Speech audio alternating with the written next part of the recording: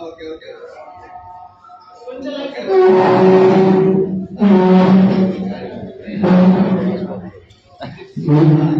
నిన్న ఒక ట్రైన్ లో చూపు అడుగు పెట్టిన